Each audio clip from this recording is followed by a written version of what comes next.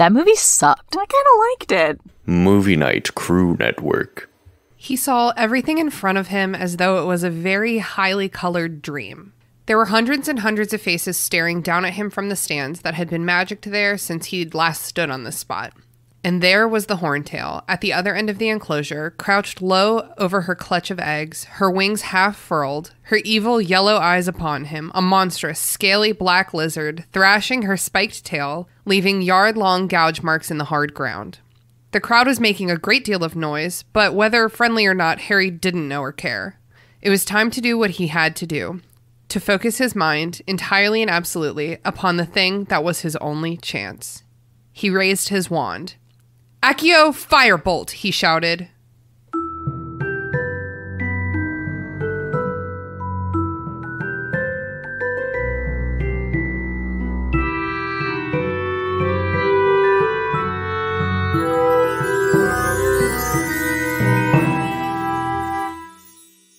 What's up, potheads? Welcome to the Restricted Section. It's a show in which a bunch of nerds with potty mouths reread the Harry Potter series for the umpteenth time and discuss the way that the story and its themes have stayed with a generation into adulthood. Thank you so much for listening. If you haven't done the reading, don't worry, we did it for you. Here's what we're talking about this week.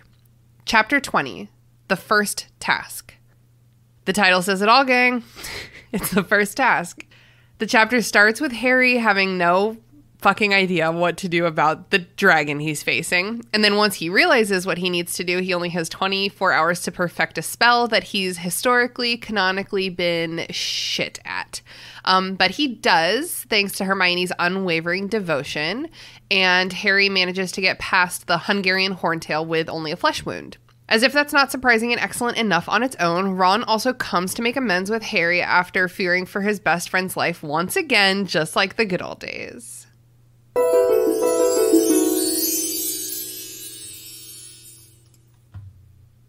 Welcome to the Restricted Section, where nesting mothers are used for sport, I guess. I'm in 7th heaven today because I'm joined by my venerable friend, Haley. Say hello to the listeners, Haley. Hello, listeners. I'm Haley. Haley, do you remember what the word venerable means? Because I guess I wrote this introduction with a thesaurus, and now I don't remember what that word means. It's from venerate, which means to honor. So, like, you would you're comparing me to a god, which I'm into. Wow. Yeah. I wonder if that's cognate with enervate in Harry Potter, which is how you bring knocked out people back to waking. I wouldn't be surprised. Don't get me started on etymology right now, though. Oh my god, we should definitely do a magical etymology bonus episode. That would be really cool. Until you're just like, at every turn, it's just Latin, Latin, Latin, and then it becomes actually a very boring episode. No, it all just goes into Proto-Indo-European. Like, oh, and there's another one, and there's another one. Well, I'm super excited because our special guest today is Adonis Gonzalez, a freelance writer, editor, and filmmaker in the making. Say hello to the listeners, Adonis. Hey, how's it going, listeners? We are so glad that you're here. Tell us what you do as like a writer. I think I said writer because the next word is editor. Just what kind of cool stuff are you working on? As a writer, I am working on quite a few things. Well, no, I'm writing for a couple of outlets like Nerds of Color and The Young Folks. I usually write or edit articles based on like film reviews or opinion pieces.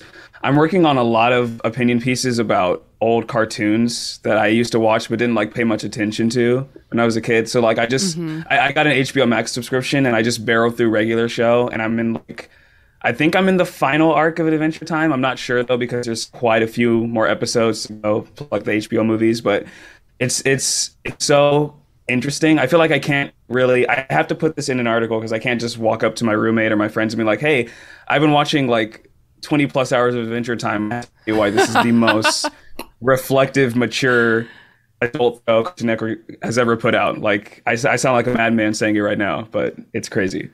I love that. And I have to say that Nerds of Color has some of like the coolest, most diverse like nerd literature. Like I was able to find like stuff about so many different fandoms there.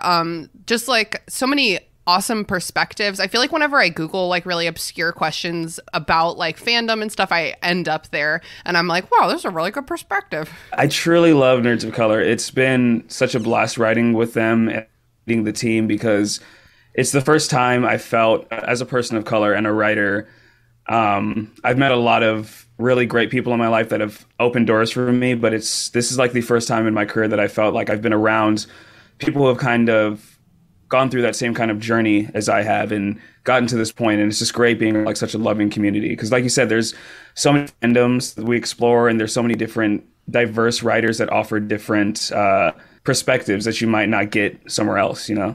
Yeah, absolutely. So if you haven't browsed through Nerds of Color yet, I'll link it in the show notes. So if you wouldn't mind, if you could please share with us a little bit about your very Harry Potter history. When did you read the books? Ooh. When did you watch the movies? What kind of a fan were you? So my Harry Potter history, I want to say it's probably pretty embarrassing these days. It didn't used to be, though. It used to be cool to be a Harry Potter geek. Like when I was a kid, I was the biggest one. I knew my house. I was a Slytherin for a while. I'm a Ravenclaw now. I don't know what happened. I was actually finally getting used to being a journey. Slytherin. I know, right? I was like, you know what? I may be a Slytherin, but I'm going to be a great Slytherin. I'm going to be just a good, cunning individual. And then he gave me Ravenclaw, which I guess is like sort of in that same boat. Yeah, they're like two sides of the same coin for sure. Yeah, exactly. But I started reading them when I was like, I want to say I was like 8 or 9 years old was when I got the first book. And after that, it was just over. Like, I fell so in love with Philosopher's Stone and Chamber of Secrets. I got the first 2 books for Christmas. And I sped through those, and I kept begging my mom, my grandma, any adult I could, just like, please, please, please, please, keep buying me these books. And I still have the same copies I've had since I was a kid. I've read through them like so many times. I got my sisters into the movies when they started coming out. We had like little marathons when they were all available on DVD. We would like watch one a day, and when they were in the theaters, we would go out and like see them day one. This was like my Star Wars, or like my MCU right now, how people are about that, how I am about that as well. Harry Potter was like my first huge fandom. I couldn't shut up about it. It was crazy. Yeah, I don't think I even knew like what fandom was before Harry Potter. Right. You know what I mean? Like, it's like I just read books and I enjoyed them and I talked about them with nobody, you know? Right. Yep. Right. Yeah.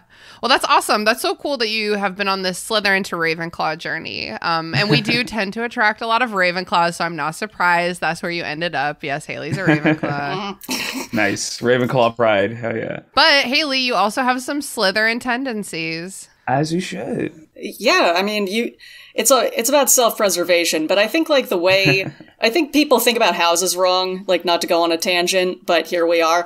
I think people think about houses as like these are your attributes, and I don't think that's true. I think it's about your values. Like you can a smart person could end up anywhere. Hermione could have ended up anywhere, but she doesn't value ambition in like the way that a Slytherin would value ambition. Yeah, so absolutely. She wouldn't, like, even if it weren't for the whole, blood purity issue, like, she wouldn't have been happy in Slytherin because they don't share her values, but Gryffindor ended up sharing her values.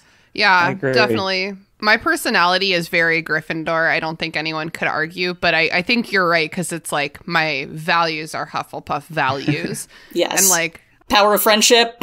Yeah, I'm not about to go like Gryffindor, the climax of a plot. Like, I'm not doing that. I'm going to be waiting in my blankies with my weed brownies and 100%. My cat. Just waiting for it to be resolved. Awesome. Well, let's get into it. Today we're discussing Chapter 20 of Goblet of Fire, The First Task.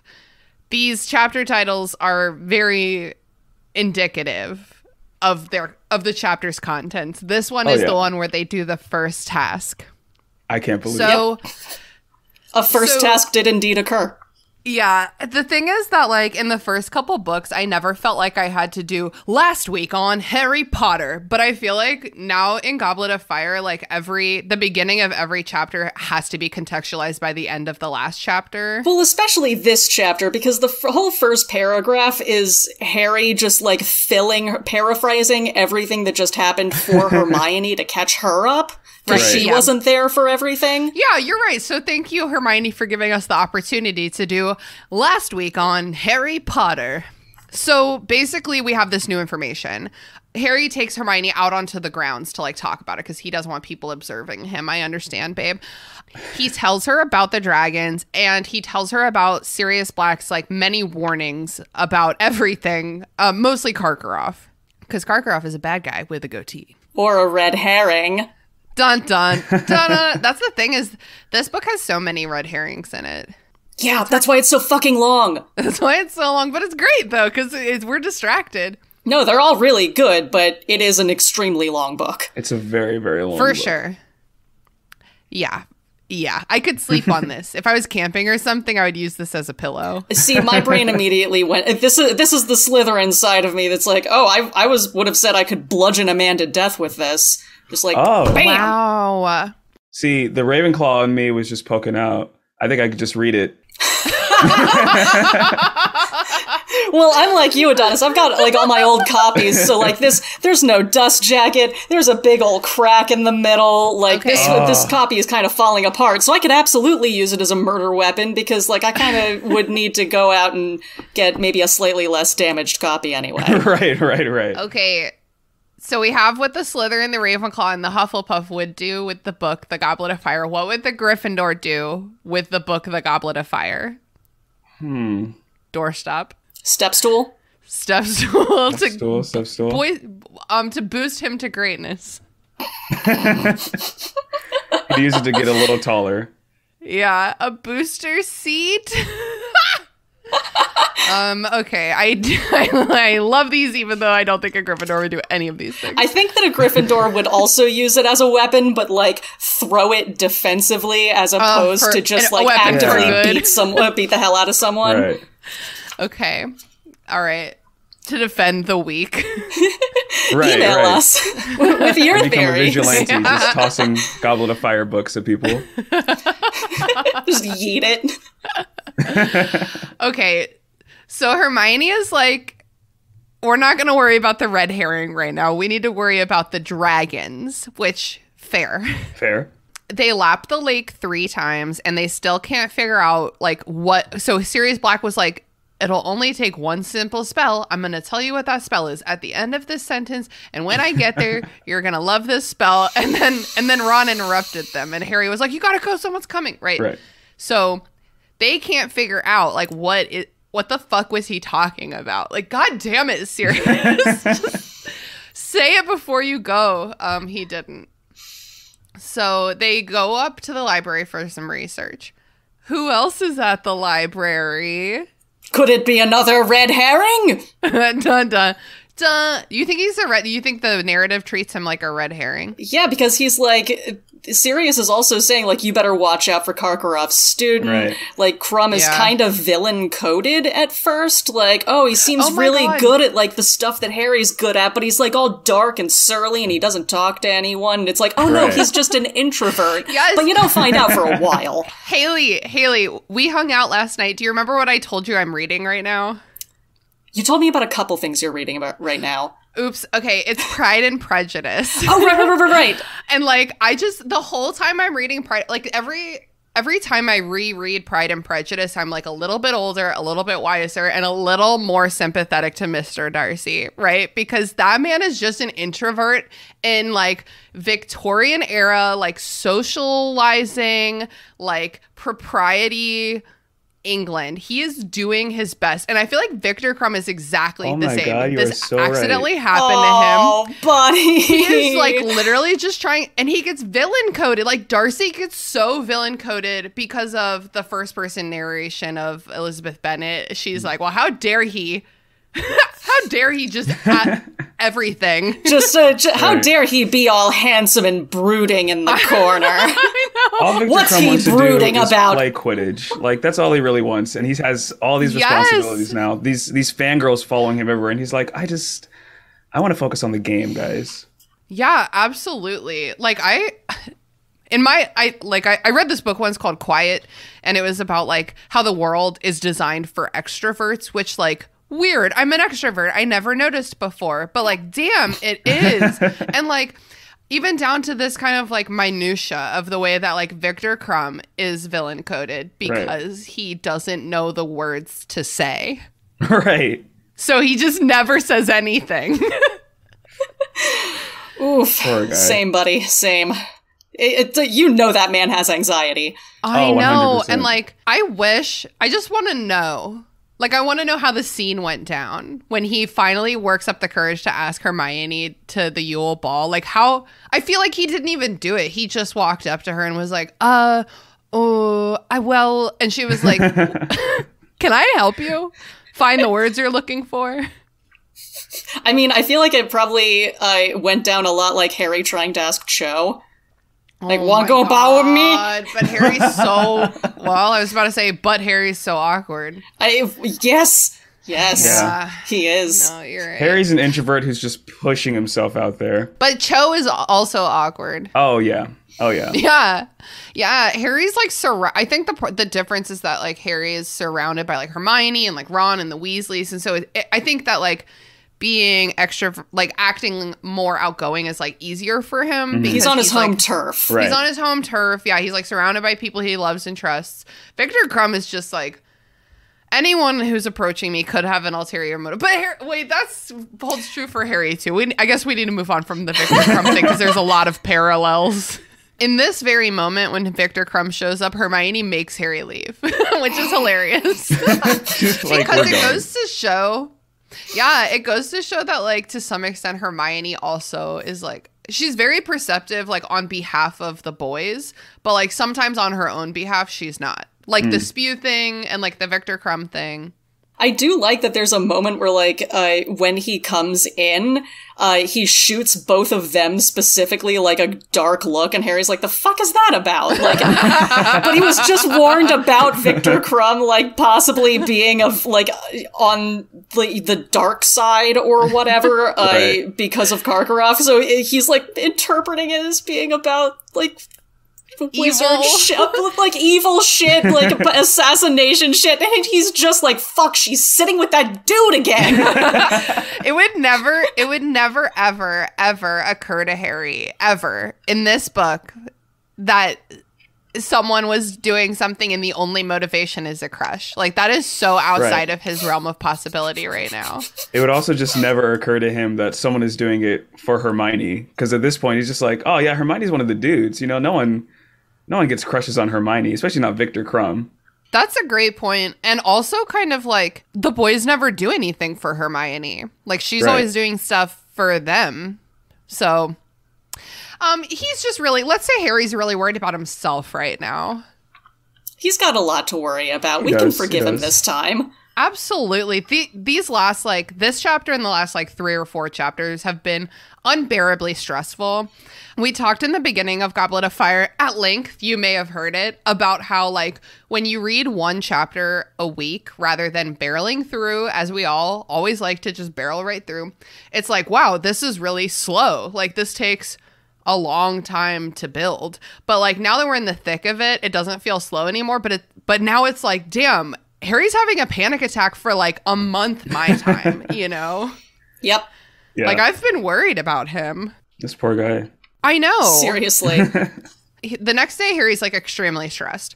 Like, even compared to the past couple of chapters. The only thing he can do, he can't help himself, but maybe he can help someone else. So he follows Cedric Diggory after breakfast because he wants to tell him about the dragons. But Cedric is always surrounded by his friends who are so loyal to Cedric that they are shitty to Harry. And that's not a good friend, everyone, right? You can be loyal to your friend. You can do it. You don't have to be shitty to Harry. Right. So Harry casts a charm to make Cedric's bag split open. And, like, Cedric's like, I'll fix this. Go on to charms without me. I don't know. Wouldn't you, like... Maybe not you, Haley, because you have bad luck. But, like, if I was in a magical school and my bag just split open with no warning, I would be like, this was by design. Oh, yeah. Like, someone did this to me. I'm getting hexed. This is a magic prank for sure. Yeah, apparently it's like a new bag too, which, like, dick move. But, like, honestly, I guess I do feel like you're right. I have terrible luck. But I wouldn't necessarily think that this is a curse until someone immediately comes up behind me with, like, super secret information. Your enemy. Yeah. Yes, my sworn foe. Cedric would never admit to being Harry's enemy, but it do be that way. It truly No, we're just gonna have a friendly competition. I love Cedric. I bet Cedric's such a good guy, and the books don't even give him any time. Oh no, I'm thinking about Cedric now. That's my boy! Oh Leon, no! Haley, no! That's my son! God, I can't even look Amos Diggory in the eyes. It's sad. Oh. Lucky for you, he's in a book. I know, but when he pops up on screen, even at the beginning of Goblet of Fire, when he shows up, I'm like, Amos, no, just everything you're doing, bail now. I can't watch that movie the same ever after the first time. I know. No, I know. Okay, I still can't listen to high school bands. It's fine. That's not a huge loss. Yeah. So Harry tells Cedric that the first task is dragons. Cedric's a little suspicious of Harry's intentions, obviously, but Harry claims to be doing this in the name of fairness, which I'm sure that a Hufflepuff can understand. Mm-hmm. And then Mad-Eye Moody appears and tells Harry to come with him. Now you're being magical prank hexed. I don't know. Where did he come from? Why does he want to talk to me right now?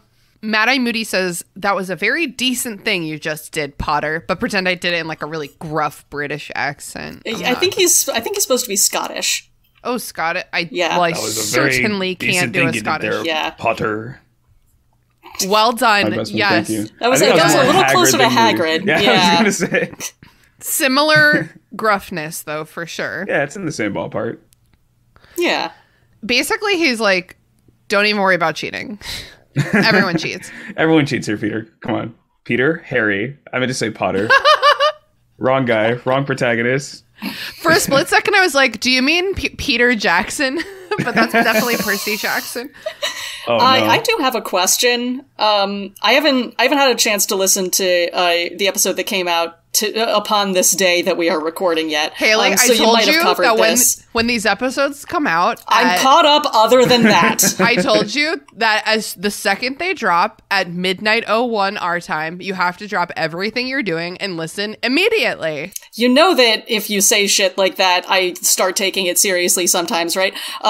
Please don't listen at midnight 01 our time. But this might have been covered in today's episode. I don't know, but I do have a question. Why is it that the professors at Hogwarts know about the dragons? Dumbledore knows about the dragons. Maxime and Karkaroff had to find out about the dragons. Were they not, they were involved in the process, as we're made aware. There were months of negotiations. I would think that they would be aware of what the tasks are. Right. It is interesting that even, like, Hagrid knows about the whole thing.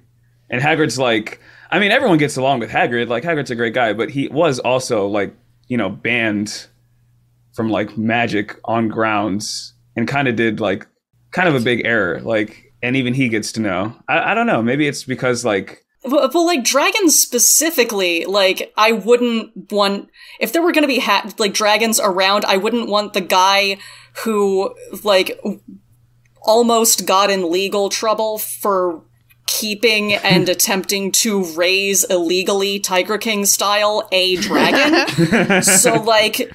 Even if he's, like, bros with Charlie Weasley, like, I wouldn't, as Charlie, inform Hagrid, like, hey, there's gonna be dragons on the premises, and dragon eggs. Like, I would never tell him. The eggs are not something you should tell Hagrid about. I reasoned it as, like, they might have needed, like, some of Hagrid's resources as the Care of Magical Creatures teacher. Like, they might have needed him to, like, find where the enclosure should go, or, like, they may have needed some, like, I don't know, equipment. Like, I don't know what kind of equipment he has, but I'm sure he has any. Right. Like, I don't find it weird that the teachers at Hogwarts know about what the tasks are. I find it weird that Maxime and Karkaroff don't. Yes. Yeah, I'm with you. Tell everyone. Because there's no way for Dumbledore not to know either. You can't bring 4 dragons onto his campus and, like, not tell him about it.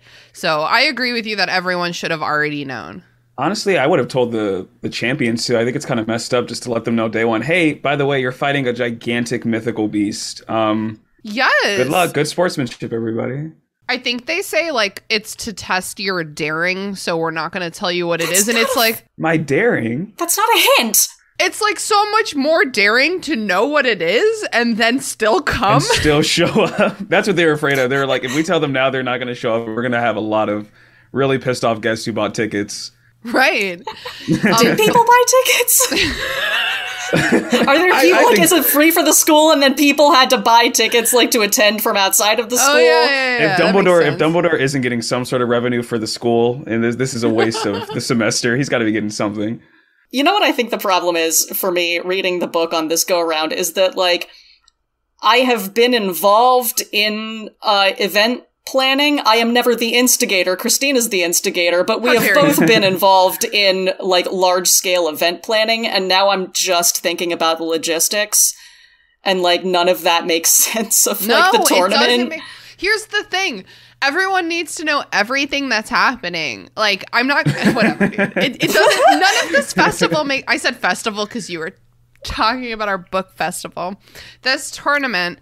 No part of it makes one lick of sense. Like, it makes zero sense. At least, like, the spectators in this chapter make sense because there's something to spectate, but, like, I got words about the other two. Oh, yeah. I wouldn't want to spectate this first one, if I'm being honest. I wouldn't trust the... Like, I think maybe in the movie they explained that there was some sort of barrier or something, or maybe there wasn't. I don't think there really was. I think you were just kind of, like, praying that the dragon didn't scorch the crowd. It was a small arena, too. And a very small arena. Like, you could see Harry right there in front of you. Yes. Okay, let's get there. Let's get there, yeah. When we're in Mad-Eye Moody's office, we get to take a look at all of his dark detectors, like various magical gadgets. And he's like, they're all going haywire because I'm in a school and kids suck. And Harry's like, that's valid. We also get our eyes on his trunk. I'm sure that won't come up again later. Yeah, I'm not even remotely worried about it. For sure not important. So Moody's, like, talking to Harry about the tournament, about the first task. He encourages Harry to play to his strengths. And then he has, because Harry's strength is not wisdom or intelligence, he then has to help Harry figure out what the one strength he has is. And it is Quidditch. Moody must, like, the patience of this man to be like, okay, like, you must really want this kid dead to be sitting here watching him figure this out in real time. Yeah. It's like, you're not smart. You're not particularly smart, Harry. You're not, like, strong. You can fly pretty well. That might have something to do with it. Let's think about that for a second. Harry's just over here like, huh. Oh, but I can't have my broom though. What am I gonna do without my broom? But then also imagine Barty Crouch Jr. as Mad-Eye Moody, and he's like, oh my god, I got this cool plan. I'm gonna help Harry Potter win the Triwizard Tournament, and then I'm gonna send him to my master, who's gonna use his blood to come back to life. Like, this is a great plan. It's gonna be really easy with my expertise to help this child win this tournament. Right. And then they're like, okay, everyone, the first task is dragons. And I'm sure he was just like, fuck, dragons? How am I gonna get Harry past dragons? He can't do anything. I mean, fly. Just fly, I guess. Fly, sure. you fools. Yeah. I am you fool. He is a fool. He's multiple fools in one. Oh, yeah. I am fascinated by Barty Crouch, like, all of the implications of, like, what kind of a person he is just based on, like, him acting. Because, like, you didn't have to be a Death Eater, dude. Like, if you could pull off playing a dude this weird, right? You could just have gone into theater. It's like, in universe, he's doing an immaculate job as Mad-Eye Moody. Like, nobody is falling for it. Yeah. He's doing a Scottish accent. Like, instead of becoming a villain and going undercover, just become magical David Tennant. Right? That the world needs that person. I'm saying. Basically the Doctor. Yes. Man, my favorite Doctor. We never talk about Doctor Who because it's kind of a lot for me emotionally, but like David Tennant is so cute. Oh, yeah.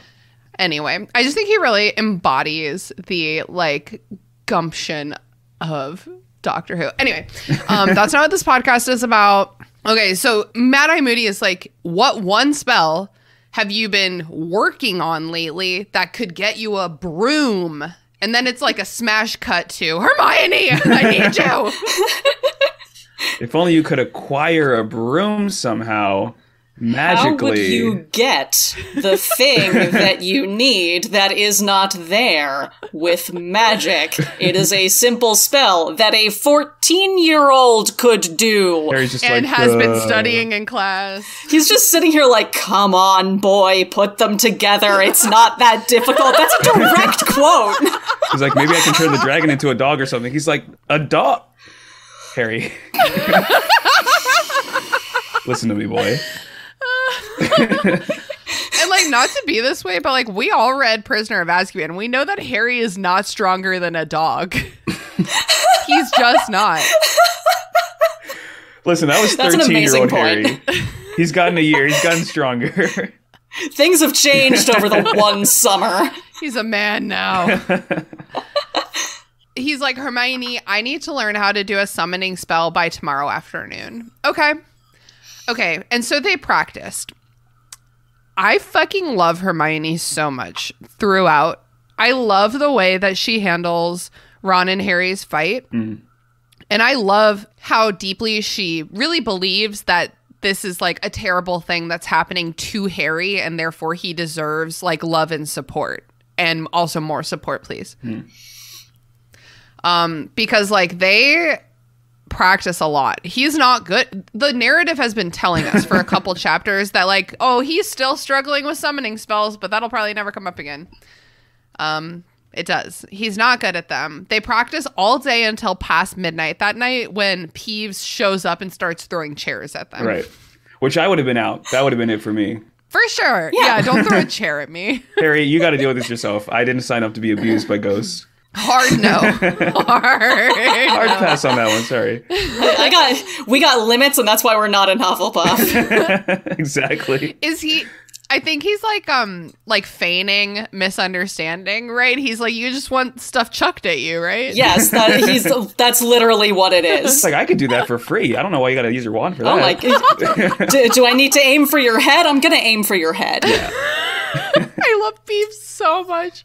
I always try to like tell myself that Peeves is like a manifestation of the castle's personality. I love that. And like sometimes it's like, okay, so the castle likes jokes, but sometimes it's like, okay, the castle wants Harry to go to bed because it's late and tomorrow's going to be a long day. Right. I also do love like how throughout the afternoon, like he's still having to go to classes and he keeps trying to practice like in divination. Right. Yep. Like a fly flies into his hand and he's like, either I'm getting it or that was just a really dumb fly. I cannot tell. Yeah, so after Peeves attacks them, they move to the common room, and then they practice for a couple more hours, and like finally by 2 a.m, Harry's like finally getting the hang of it. In one room. He gets good at it in one single room. Okay, I'll revisit this momentarily. So the next morning, all his panic returns. He had been concentrating too hard to panic, but now he's just full panic. McGonagall comes to get him after lunch. She's like, okay, let's go. We're going to the first task now. The only adult that ever tries to think about his well-being, it's McGonagall and Pomfrey. They're the only ones. McGonagall and Pomfrey are the only ones who actually care about if the students are going to like survive this semester. Dumbledore's just like, you know what? I mean, if they do, 50 points. If they don't, I guess it's kind of... Some of you may die, but that's a sacrifice I am willing to make. I love the idea of Dumbledore giving like survival points. Like, you survived, so here, have some points. Wasn't that how the first book ended? It is. For living through that, it really is. Here's some points for your house. Not therapy. No, you don't need that. No therapy. wizard needs therapy. No. Yeah, we don't do that here. Yeah, but if you have feelings, you can write about them in this very innocuous diary. Yeah, go ahead, Harry. It's extremely supportive and validating. Okay, so Harry enters the champion's tent. He knows he's like right next to the dragon enclosure, even though he is supposed to be still in the dark about what he's facing. He's the last champion there. All the other champions are already there. Also, Ludo Bagman. I do prefer this whole thing in the movie where Barty Crouch Sr. is like... The Chinese fireball. But Ludo Bagman's the one doing it. I like them as a duo. I understand completely why Ludo Bagman was taken out of the films, but like I think they would have been great to see together visually. Yeah. Bagman and Crouch. It's a good contrast. Yeah. It's a great contrast. And you know that like I'm sure they have like a lot of interpersonal like issues in the workplace, and then they like come here and like Ludo's just like, yay, it's the time, and I'm gonna do the thing, and I'm gonna be talking to everyone, and Barty Crouch is like, please just follow the rules, please just do like, the thing you're supposed to do. One job, it's in your name, just get it over with and we'll get out of here. So Ludo Bagman explains that they're going to need to fetch a golden egg from the thing. What thing? Get it from the thing. Yeah. He has a little bag with little models. Oh my god, he's living up to his name. He's Bagman. He's the man with the bag. Adonis, did you make that joke 10 seconds ago? I think I did, but that's okay. No, you did. I thought you were talking about the fact that he's the head of the Department of Regulation of Games or whatever the hell it's called. I see. Like he's supposed to be regulating the rules.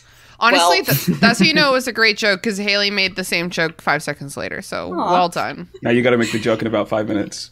Okay, all right. Be ready. Of course, Harry gets the Norwegian Ridgeback. Why, of course? Because in the last chapter, Charlie Weasley was like, I feel bad for whoever gets the Norwegian Ridgeback. That dragon sucks. I think most dragons suck, but that having never seen the other dragons, I can only assume that this dragon was the worst of dragons. It's because they say that like it's the Ridgeback part. The rest of them are only scary in the front, party in the back, but this one is also scary in the back. Yeah, like it's covered in spines. All business all the time. He's like, no, we don't have time for fun and games. Yes. Right. Yes, exactly. All business all the time.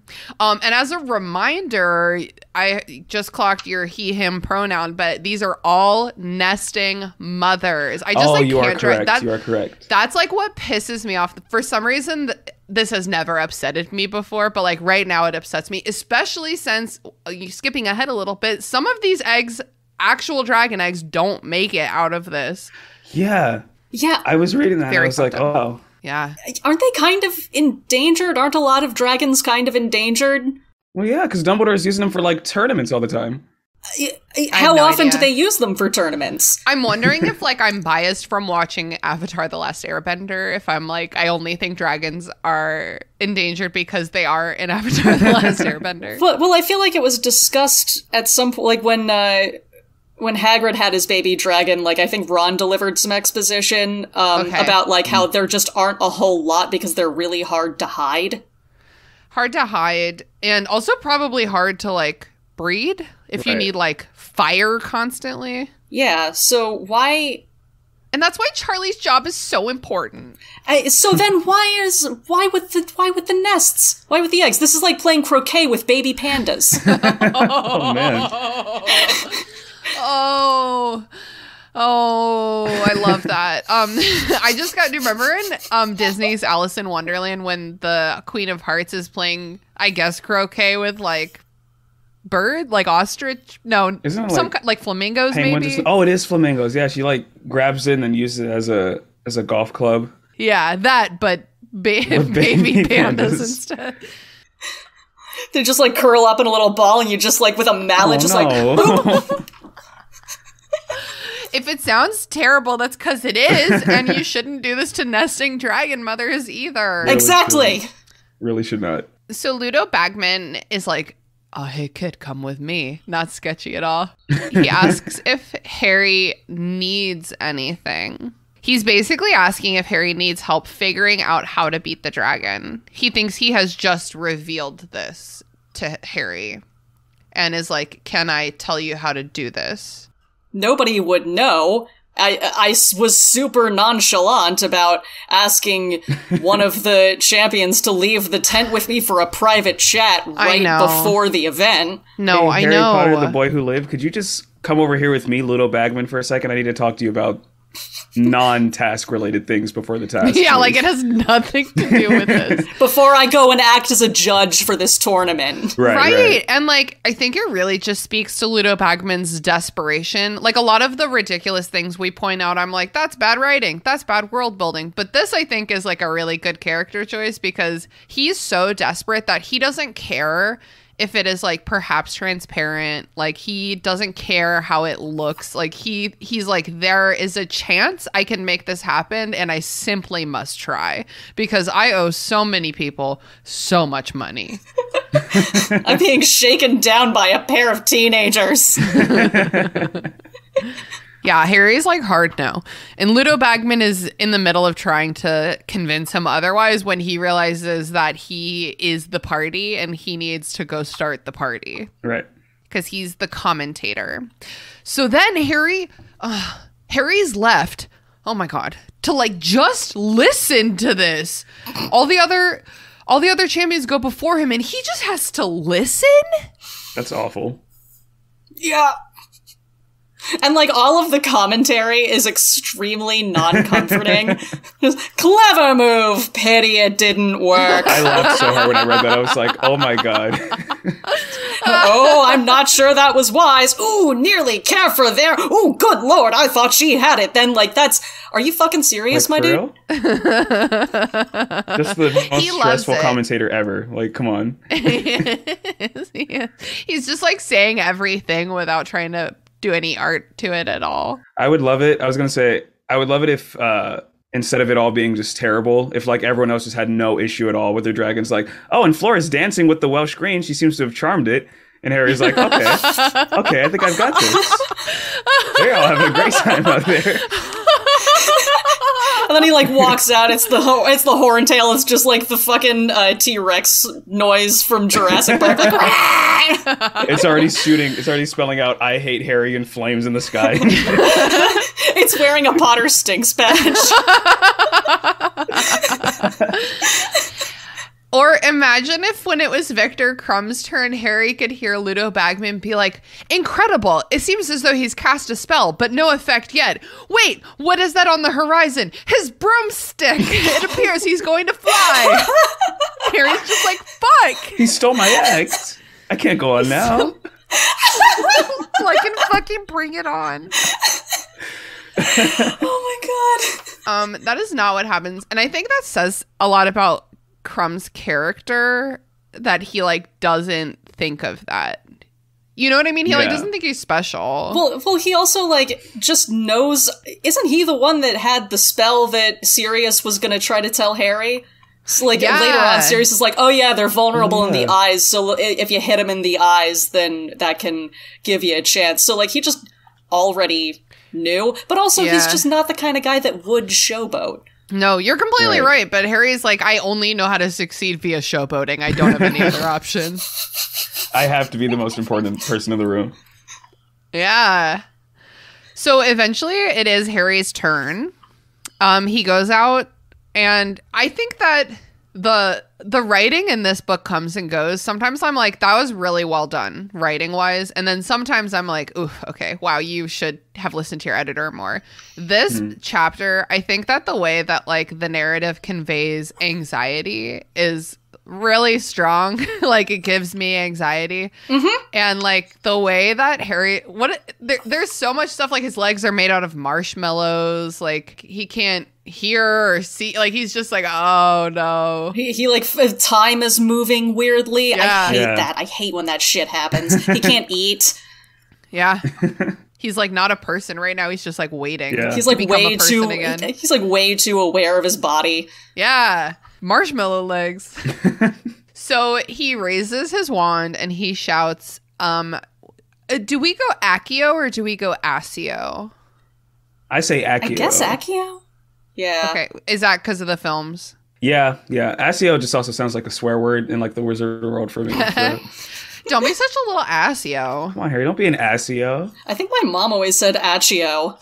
Accio? Ascio? My Accio. Like, Accio? it kind of sounds like a like sneeze Italian. a little bit. Yeah. Like Italian. Yeah, because it's two C's together, so, like, it could mean anything. It's putting two letters, like, two consonants together in English is kind of like the letter X, where it's just, like, there's no rules. Fuck it, there's no rules. This means whatever the hell you want it to mean. Yeah, before the films, I definitely pronounced this letter as if it were an X. Like, I did, like, Axio. Axio. But now I tend to say Accio because of the films. Yeah. And I'm like, okay, I guess those are right enough. Of the options, I feel like it sounds the least dumb.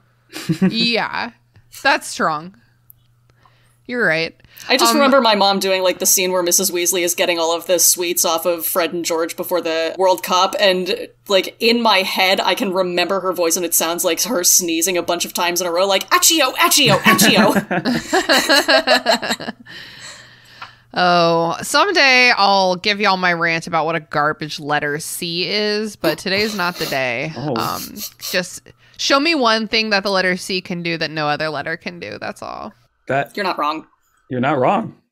That's some valid C slander. Well, yeah, I know. And that's my letter too. My name's Christina. I'm a CH for those who don't know. But I just, you know, what you do is you take C and you make that into the CH sound. And then it only needs one letter.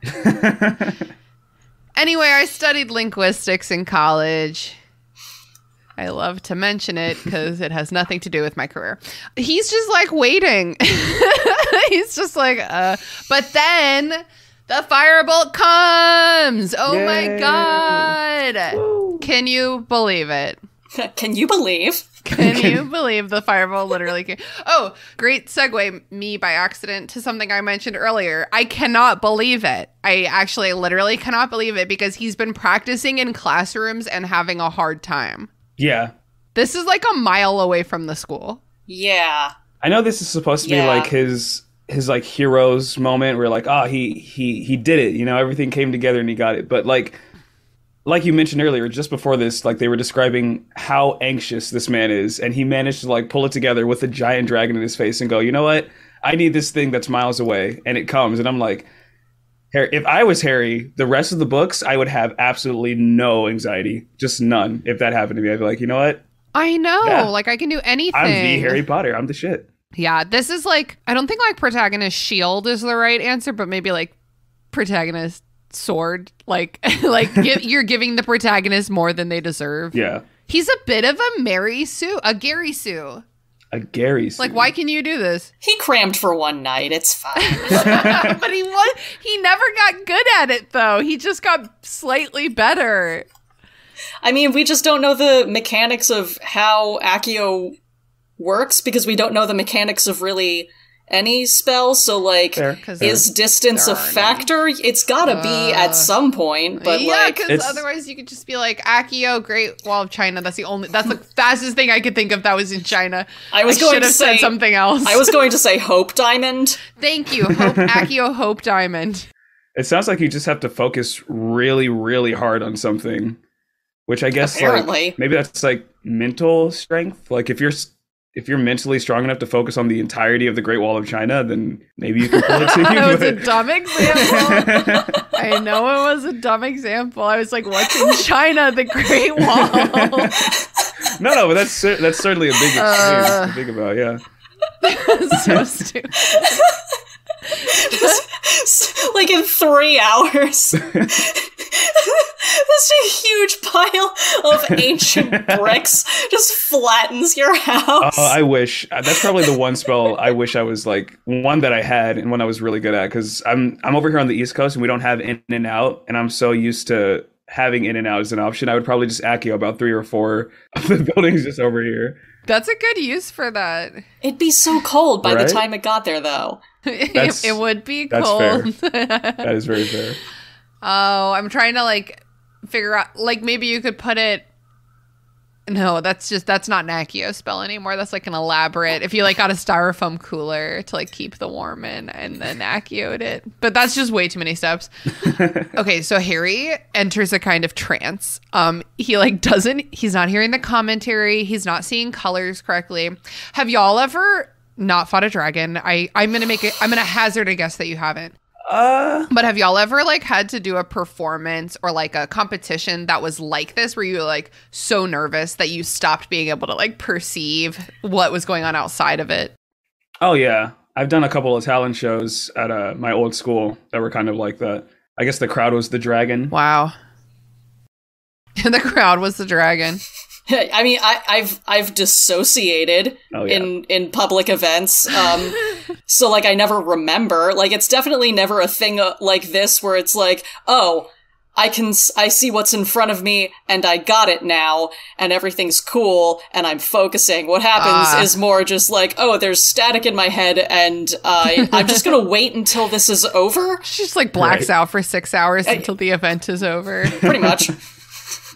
I said 6 hours because I am yet again thinking of the book festival that Haley and I throw together sometimes, because that's definitely like, I don't really get anxious, but that was like a professional thing that like I had planned. So it was like a kind of a different level. It's a juggling act, just like keeping, you got balls in the air and you gotta not drop them. Right. And it definitely felt similar to me, where it was like, okay, I literally need to do this thing. So like, anxious or not, like I'm already doing it. Like, let's go. Yeah. Right. But like I took violin as a kid and I'm just not musically inclined at all. I took it for 5 years and never learned to sight read music. And like sometimes we would go to competitions and I would just be like faking playing, and I know I went to the competitions. I don't remember them at all. Whoa. You're just like a glaringly terrible violin sticking out from the rest. It's a big orchestra. It's fine. No one, as long as my bow is moving with everyone else's bow, no one gives a shit. I was really good at that. That's hilarious. Is that kid even playing? Shh. Okay, so in his head, Harry's like, this is a Quidditch match, and the dragon is just the other team, because Harry's incapable of thought that is not a direct parallel to Quidditch. Of course. That's why he was able to summon the broom so easily. It's like, that's all he ever thinks about is his firebolt. So, yeah, of course he was concentrating on it. Yeah, he is. He's a total Quidditch himbo, and maybe that's why he was struggling with the Accio spell when they were practicing, because it like wasn't his broom and he didn't actually want the Charms textbook to come flying at him. It's like Hermione. Whereas Hermione absolutely does. Right. Yeah. Like, Hermione, I'm trying to get the spell right, but what does this have to do with Quidditch? And she's just like, Harry, the world is bigger than Quidditch. She's like, no, that's not correct. Dude, in the last chapter, like maybe the chapter before, Harry was like, well, Cedric's mad at me because of Quidditch, and then the Slytherins are mad at me because of Quidditch from other years, and then like this person should feel different because of Quidditch. And it's like, dude, there are so many more things going on right now than Quidditch. Voldemort wouldn't have come back if I wasn't so good at Quidditch and got, trolling for I knew it. I knew that I flew too close to the sun, super literally, because I'm so good at Quidditch. Now Voldemort's the ultimate enemy team that I gotta face. So Harry starts circling the dragon's head. He's trying to make it dizzy. He's dodging the flames. I literally feel like I've played this video game before. Anyone else? I mean, it's not a bad strategy. Like, he figured that out all by himself. Good job. It's true. He really did. Well, he figured it out almost like instinctually, Yeah. It's like, maybe once you stop thinking, you're better. I don't know, Harry. You're a really confusing character to me. He gets injured. There, he has like one of the infamous tail... The infamous Hungarian horn tail. There's horns on his tail. Which, wait, hold on, hard stop. Are they called horns if they're on a tail? Aren't horns a head thing? I think they're still horns. I'm trying to think of any animal that has spikes not on its head, because I feel like they would be. When we talk about dinosaurs, we usually talk about like spikes, right? But, like, I don't know if that's, like, a technical term. Okay. Merriam-Webster's dictionary, which is my and Haley's preferred dictionary, does say it goes on the head. Yeah. And also Wikipedia says it goes on the head. That's like a public, unreliable source, and then also like a privatized, very reliable source. Agreeing with each other. But like you can't call it a spike tail because that was one of the like cutesy names for one of the dinosaur species in Land Before Time. Very true. Yeah. Well, there was that one character named Spike. Yeah, because he was a spike tail. Oh, he was a spike tail. Yeah. And he was Love nonverbal. Wait, and I love him. Yeah. Wait. Yeah. Now you're picturing the Hungarian horntail as like Spike's mom. Oh my god, isn't there a whole episode about him finding his episode? It's like a movie about him finding his mom. I mean, probably. There's like 1,000 of those movies. movies. Yeah, there's so many of them. Yeah. Okay, Haley, next time you come over, we will watch Land Before Time. As long as we don't watch the one with the baby Sharptooth with the with the song about the ocean, because my college friends and I used to sing that at each other to annoy one another, and we still do it sometimes. Well, there's two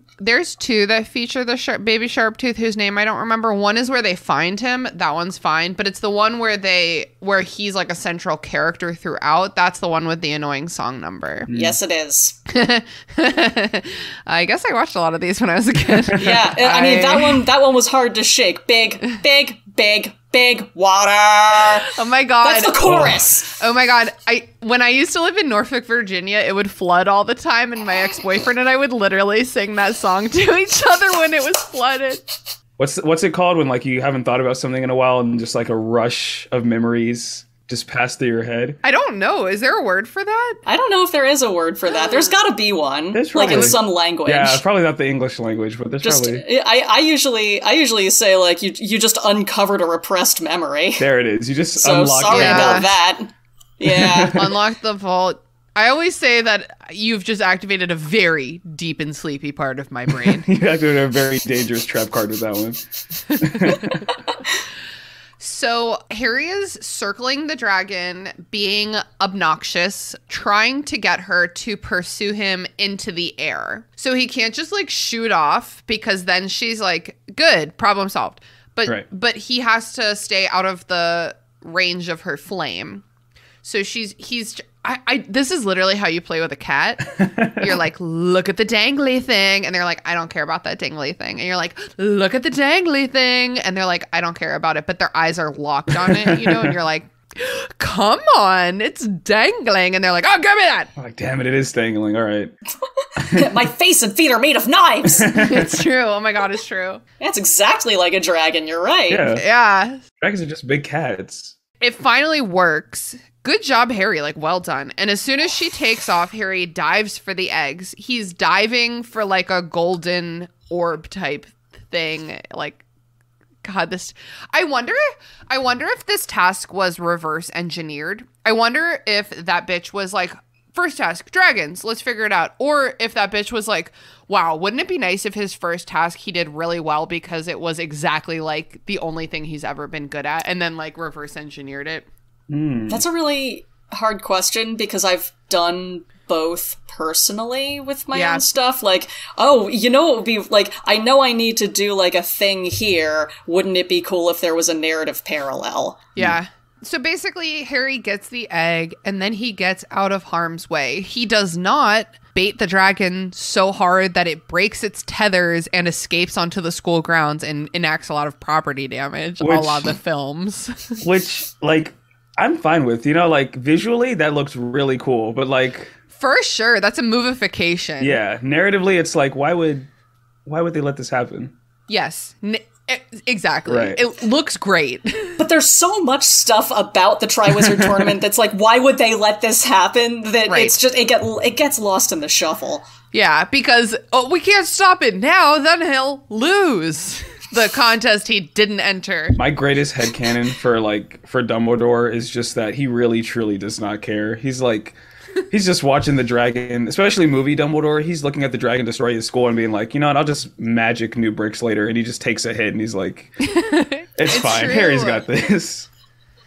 God, that reminds me of at the very end of Deathly Hallows Part 2 when we see Filch just like slowly, sadly sweeping. And it's like hey babe, this is not your responsibility. Like, you're not going to be the one to fix this. Right. This is how he copes, Christina. I know, it's the only thing he knows. So, the crowd is screaming. Ludo Bagman announces that Harry was the fastest to get the egg, the youngest and the fastest. Harry lands, and McGonagall and Mad-Eye Moody and Hagrid are all there, and everyone is so stoked for him, and he is doing great. Oh, except for he's injured. Yeah. McGonagall's hand is literally shaking. This poor woman. I know. She wants to actually do her job, and as Adonis said, I think you're absolutely right, her boss just doesn't Like, care. oh my God, Dumbledore, please. These Like, are finds it children. funny. I think half the shit he just does because it's funny. Like Filch being the caretaker when he can't use magic of a school full of children capable of making magical messes. That was done for comedic effect. That's so You cannot tell funny. me otherwise. It's a dick move. It really It is a dick move. I know, because I think in the past we've read it as like a really kind move because he's a squib, but we still found a place for him in like wizard society. But it's like, it's also kind of a dick move. Mrs. Fig just lives in the suburbs with a cat. You Yeah, can that's do that, fine. Argus. You can do that. That's an option. If he wanted to stay at the school and like needed a job or a hobby, like he could have just got him a cookbook or something, or like Anything else. That's the thing, is the way that he's in this like narky supervisory role to these students who are like much overpowered compared to him. Like Right. they're extremely, I mean, And they know can't- it. Yeah, like he can't resolve any of the issues that these kids are enacting, you know? Like Right. he just has to like suffer and clean it up. or are they gonna be like, Filch, they turned like 12 students into frogs, and he's like, It's That sucks. I can That's a clean it Pomfrey up. problem. That is a Pomfrey Pomfrey problem. I can imagine Dumbledore saying that very flippantly. That's a Pomfrey problem. And if the dragons get him, I don't know. That's a Poppy problem. Dumbledore, Harry got scratched. That's a Pomfrey problem. Yeah. As a transfiguration teacher, somebody just like ends up transfiguring part of themselves horribly, painfully, grotesquely. It's like a Cronenberg situation. He's just like, it's a Poppy problem. That's a Poppy problem. McGonagall, get Pomfrey on the line. McGonagall just so resignedly rolls her eyes and sends a Patronus messenger. They don't even have an intercom. I know. No, I know. So McGonagall, doing her best, makes Harry go to the first aid tent to fix his injury before getting his score. You know who's not okay with the whole dragon situation? Poppy. Poppy Pomfrey. Puppy. She's not having it. She's not having it. The text is like dragon, she said, like in disgust. Like she is like, how? Yeah, Whose fucking idea was this? But she knows whose idea it was. of course. This is not in her job description, even a little bit. No, and like it would be so wild to be like a school nurse. Like that's an upstanding job. Like these children need help. None of them have received sex ed. They're doing like a lot of magic. They don't know what they're doing. And then to be like, okay, Poppy, we need you to come down to oversee the dragon fight. And she's like, what? The huh? The what?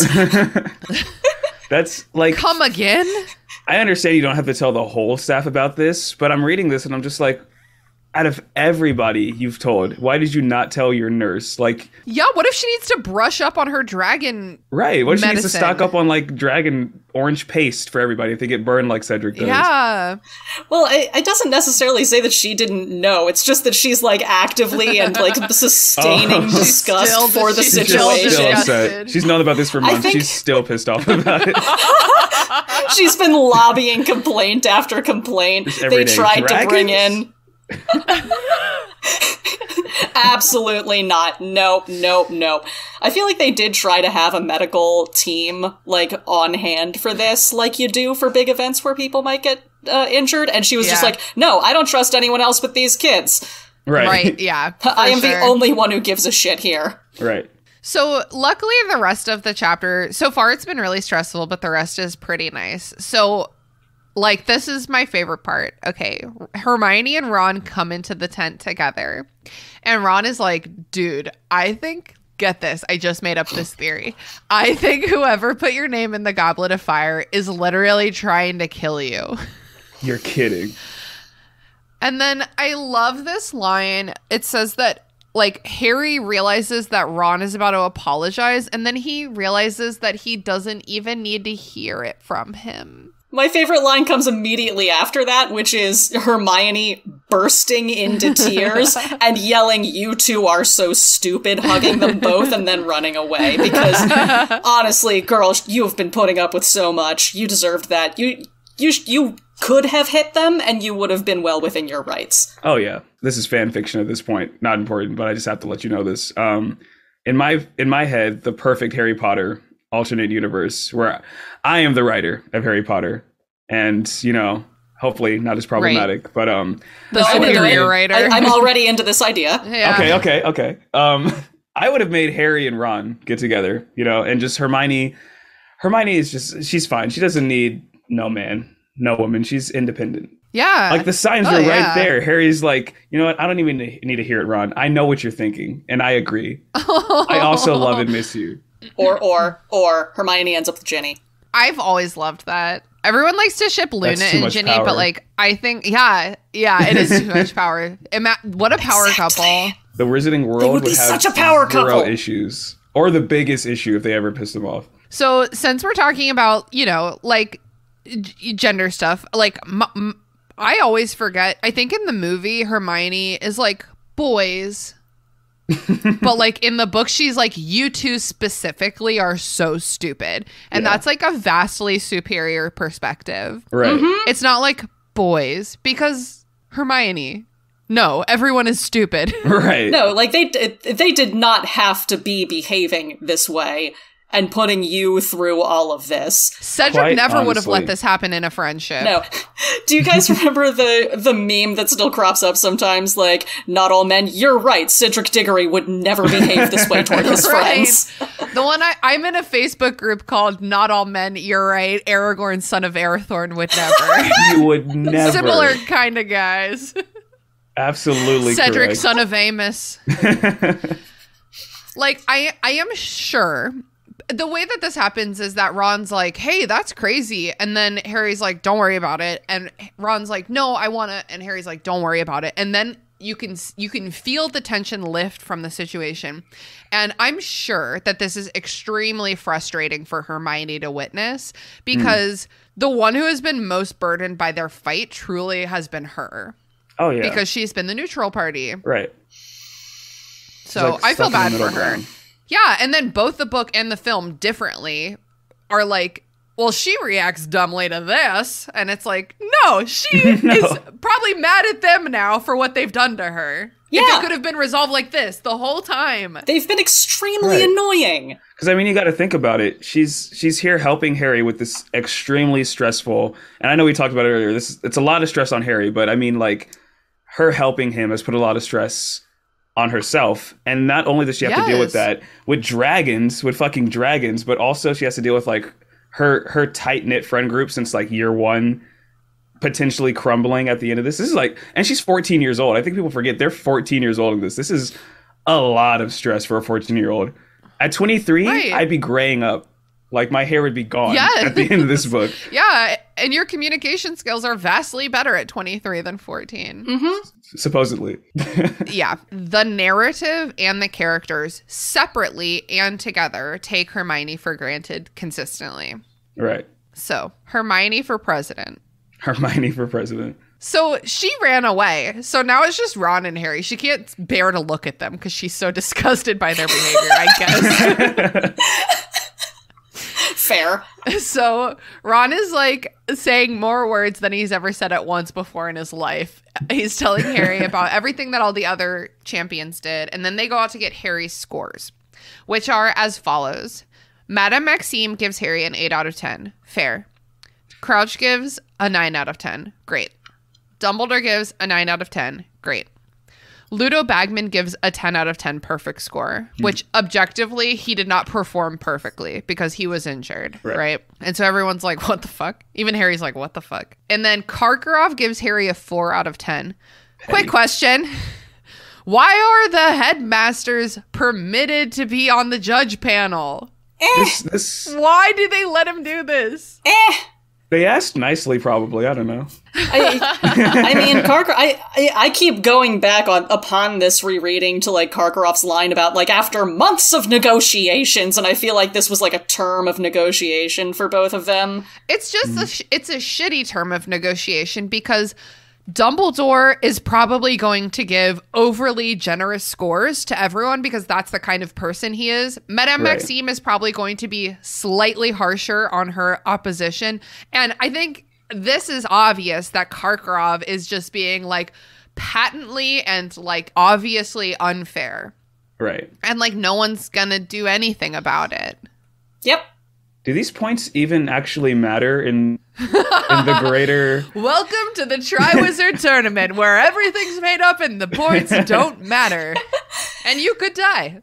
Yeah, I mean, they like add up at like the final task to like who goes in the maze in what order, but like did that make a difference? Right. Not really. Right. Not particularly, no. Well, I mean, okay, Harry and Cedric went in the maze first and got to the end first. I mean, yes, but like Moody, like fake Moody could have made it work even if he hadn't gone in first. Oh, yeah, I see what you're saying. For the overall plot, it doesn't fucking matter. Yeah. Yeah, so that he could have not helped at all until the third task.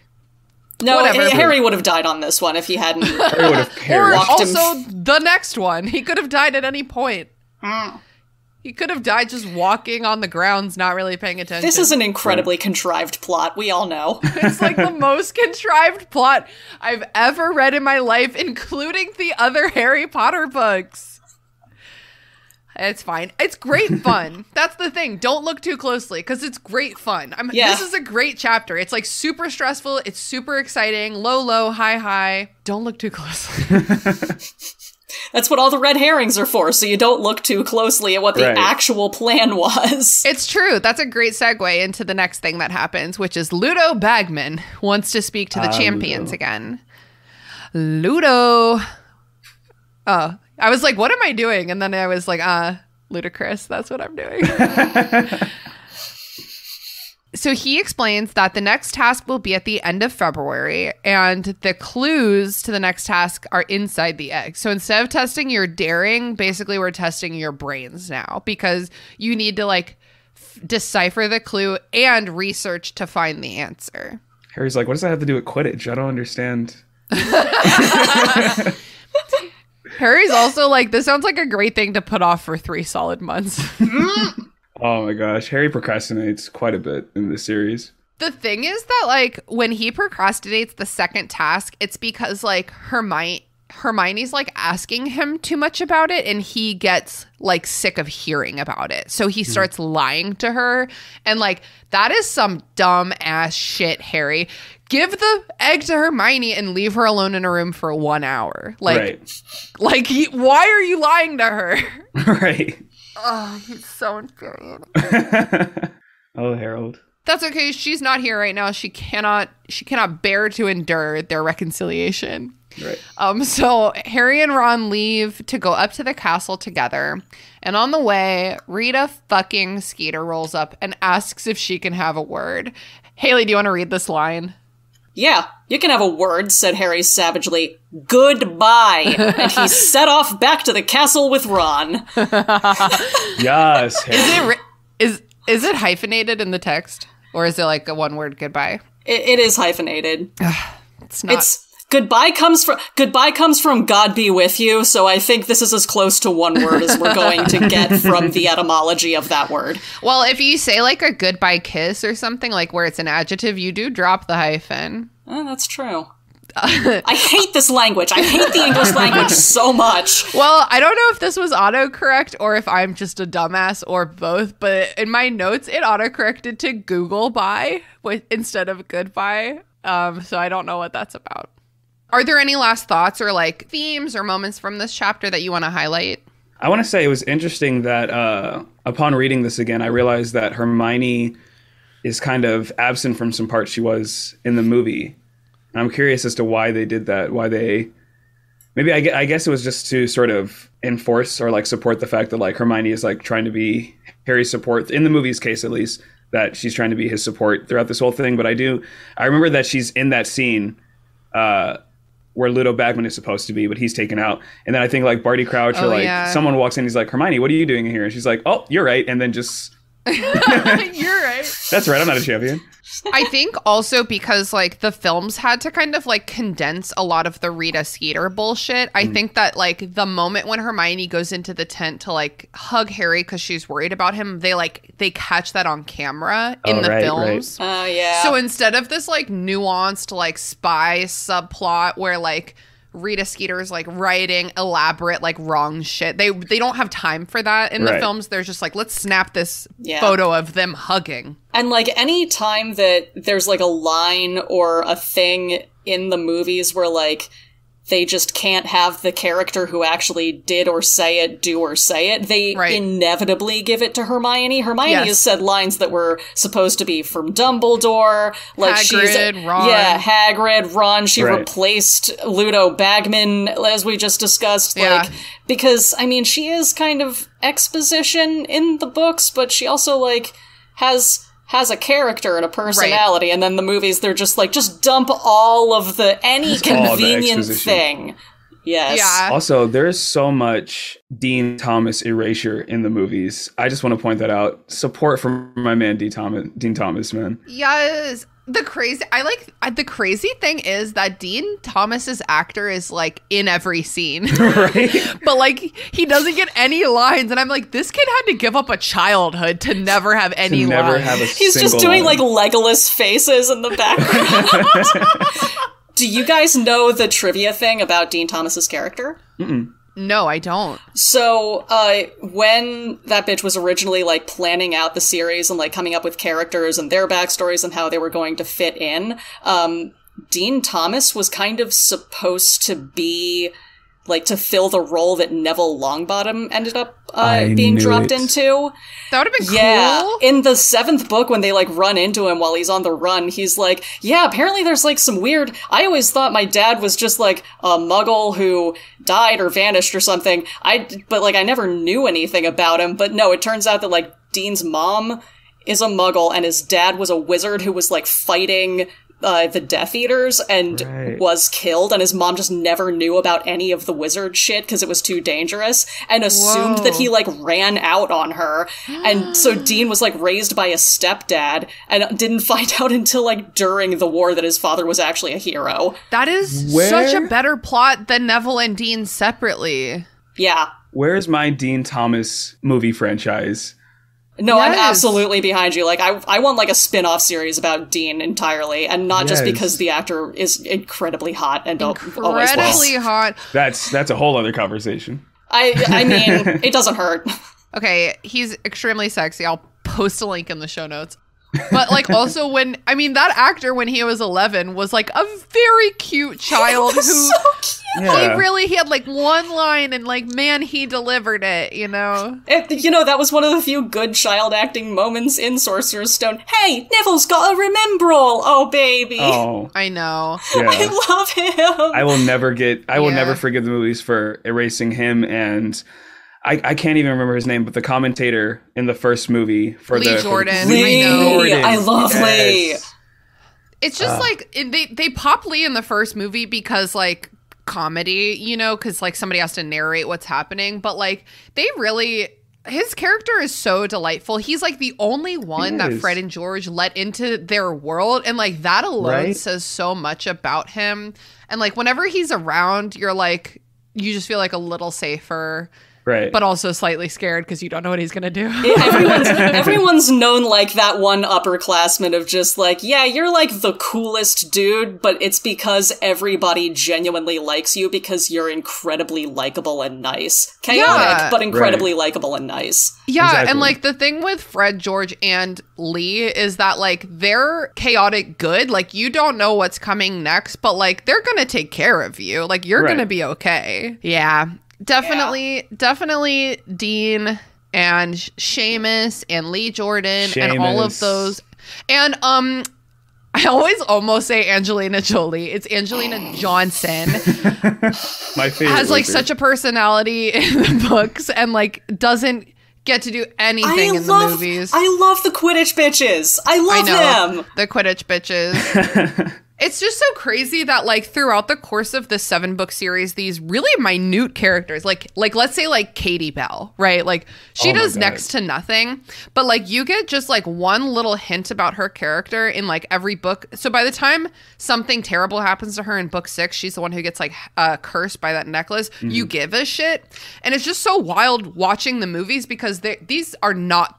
It's like you get to be Katie Bell, but like that doesn't mean anything in the movies. It's like, but it's like watching them, you're like, I think that's supposed to be Katie Bell. And it's just like, she doesn't even do anything. It's just like such a weird difference. It's the same thing with, what's her name? Stephanie Brown, I want to say. Or Lavender Brown? Lavender Brown. There's a Susan Bones and a Lavender Brown. It's Lavender Brown. I think it's she becomes like Werewolf Chow, like Waylon. Yeah, Werewolf Chow. Oh, Lavender. Oh, Lav. She's my favorite character. I mean, the sixth movie did have a lot of her in there. Yeah, but she's like a lovesick, like, dumbass. And that's the only time her character is like really had time in the movies. So like that's kind of the first time you meet her, really. Yeah. But like the thing I always loved about the books, and the thing I think a lot of people loved about the books and like kept revisiting, was that intricate network of fun side characters that all felt, even with like little tiny details, like people. Like that is, as much as I am pissed with the person she has become, that is a huge strength of the author, is creating this world of people who feel like friends you're revisiting. It's like every time I read these books, I feel like I'm like visiting, I feel like I'm at a school reunion. Yeah. It's crazy how she wrote this world of really diverse, open, loving characters who would always be there to support you and do their best to understand you and give everyone the benefit of the doubt. Right. They don't care about like where you're from or who your parents are. And the ones who do are the bad ones, but... The bad guys. The bad guys. Yeah. Honestly, the narrative is like incredibly, I think, like duplicitous to some extent because like she condones. No, what's the other word? Condemns. Wait, why are those so similar? She condemns so much shit in her narrative that she like actively does herself, and it's just like the weirdest thing. It's how you know irony exists. Yeah, that's like the main thing I've learned reading this so slowly is that like everything that she condemns, she does herself. Mm-hmm. Well, there's also, going back to what you were saying, Haley, I think a lot of it has to do with the readers themselves, right? Because she definitely lays the groundwork and like introduces this whole little network of side characters, but it's kind of up to us because there's not even in the books, there's not a lot done with all of these plots you learn about. They're just kind of there to fuel either Harry's journey or to fuel the idea that the Wizarding world is like really big and it's bigger than Harry. But there's just so much you can imagine. I mean, that's why there's just so much Harry Potter fan fiction out there. Some you should definitely stay away from, but but like that whole, you know, underlying groundwork of like all of these characters that just are populating this world as NPCs, like that's what makes everything feel so textured and like gives it that revisitability and makes it this huge sandbox that you can fuck around in. Yeah. Right. Which is why it has so much like transformative media surrounding it, so like such a huge and enduring fandom. Like that's kind of the secret ingredient for a lot of series that get to be a big deal is a world that feels fun to inhabit and habitable. Right. Yeah, absolutely. Well, that's a great segue. It's time for plugs. That's a great segue into my first plug, which is our Patreon account. For as little as $1 a month, you can support us on Patreon. And for the $5 tier, you get monthly bonus episodes. And this month's bonus episode comes out this upcoming Saturday, and it's going to cover the Fantastic Beasts and Where to Find Them movie. Which is a terrible example of how you can use a gigantic sandbox to do 7,000 things in one fucking movie. Oh, yeah. We enjoy the film, but also don't look too closely because none of it makes any fucking sense. Adonis, where can people find you on the internet? Well, you can find me, as mentioned at the top of this episode, writing stuff for Nerds of Color or the young folks. I tweet on Twitter at Adogon21. That's Adogon. It's just my first and last name. It's nothing too special. But yeah, I tweet stuff on there. Sometimes I just think about something and I'm like, you know what? I should probably tell like a therapist or like a close friend this, but instead I'm just going to like use 120 characters to share it with the world. So yes. Don't we all? I mean, everyone should go to therapy, but that's a great way to use Twitter. Absolutely. Yeah, that's where you can find me. That's usually where I'm at. Awesome. And what's something you've been watching, reading, playing lately that you think our listeners would enjoy? Ooh, okay. I have been watching a lot of Adventure Time. If you've never actually gone back and watched it, it's all on HBO or Hulu. There's like 10 seasons. So, I mean, prepare. I think there's a lot of like filler. So I'm sure there's somewhere online you can look up like what are the important episodes. But honestly, I love the filler too, just for the same reasons we were talking about. It feels very lived in. It gives like all the side characters chances to expand a little more. I've also been playing a lot of Assassin's Creed Origins. I'm trying to go back and play all of those. So again, another really big expansive world. Again, unfortunately, created by not the best creator, but Oh, I didn't know that. That sucks. We live in. Yeah, Ubisoft's not the best, especially that division that works on Assassin's Creed. They're not like Activision levels of bad, but they're pretty close, which is just not great. Dang, that sucks. Yeah. I've been thinking about Assassin's Creed recently because I've been playing Witcher 3, and every time I keep running directly at the side of walls and getting mad that he doesn't scale them. And my husband is like, this isn't Assassin's Creed. And I'm like, why the fuck couldn't Geralt of Rivia climb this wall? And then in the show, he climbs a wall. And I'm like, I knew it! I'm cool. I'm calm, collected. Haley, what have you been doing lately?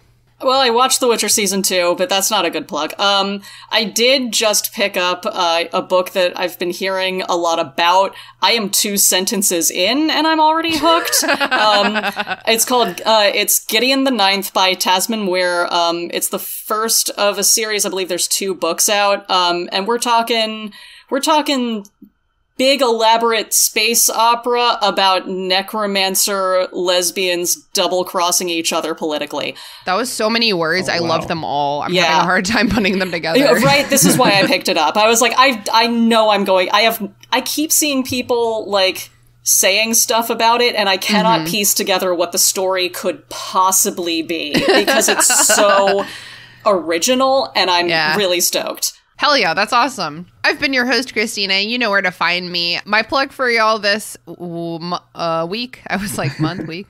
I just finished reading Anxious People by Fredrick Backman. It's a work that's been translated from Swedish. It's set in like the suburbs of Stockholm. And it's basically about like the world's worst bank robbery. It's like really delightful and like very heartwarming. And it reminds me of how I feel watching Bob's Burgers, where it's like everyone's so stupid, but in the end, I'm so... like, I feel like my heart is so warm now.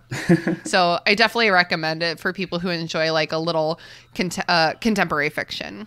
Well, Adonis, thank you so much for joining us. I really appreciate your time and your perspective. Yeah, thanks so much for having me on, guys. Yeah, it's been a blast, and I hope we can get you back for Order of the Phoenix, because like I'm really dreading it. It's so long and depressing. Oh my god. Isn't that like the longest of the books? Yep, it is. That'll be fun. It's an even better murder weapon than this one. I don't know. I have the paperback, so I don't think that one would work out well for me. I don't know. Even the paperback, you could do some damage. You could take an eye out with that if you lobbed it hard enough. They'll definitely remember. If they don't see me, they're like, it was definitely Order of the Phoenix. It was from the back of the head, but just the blunt force of that object. All right, gang, I gotta go finish reading Men Who Love Dragons Too Much, which is literally the actual name of a book that I actually pulled from this chapter. Bye. Bye. Adios. The Restricted Section is thrilled to be a member of the Movie Night Crew podcast network, which features amazing other podcasts such as My Cabbages, an Avatar podcast. My Cabbages is an Avatar The Last Airbender podcast that was started by 2 lovable nerds during a global pandemic to stave off their inevitable existential crisis. Coffee, tea, honor, cabbage. Long ago, the 4 elements lived in harmony. Then, shit went totally cray when the Avatar attacked. Only the Cabbage Man, merchant to fine cruciferous vegetables, could stand against his trolling. But when the world needed some dank veg, he vanished.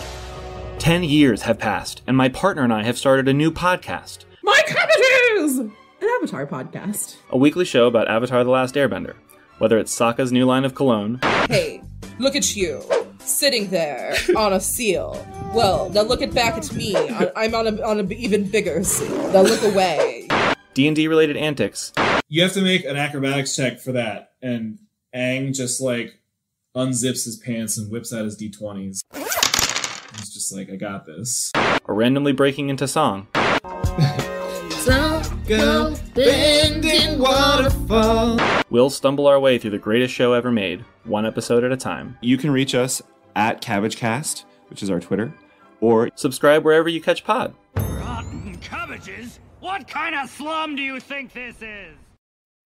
The Restricted section was created by me, Christina Kahn, based on the book series by J.K. Rowling. All music by Ryan Kahn. Logo by Michael Hardison. Support us on patreon.com/restricted section. For as little as $1 a month, you can gain access to our Discord community server, which is a really happy place to be. And there are other rewards as well, such as bonus episodes and Zoom happy hour hangouts. Be sure to follow us on Instagram at Restricted Section Pod, on Twitter at Restricted Pod, and on Facebook at Restricted Section Pod. Also, feel free to shoot us an email at restrictedsectionpod@gmail.com to share your thoughts, feelings, complaints, conspiracy theories, or even lavish praise. It's so hard not to let out a little F-bomb or two when you're talking about something you're so passionate about.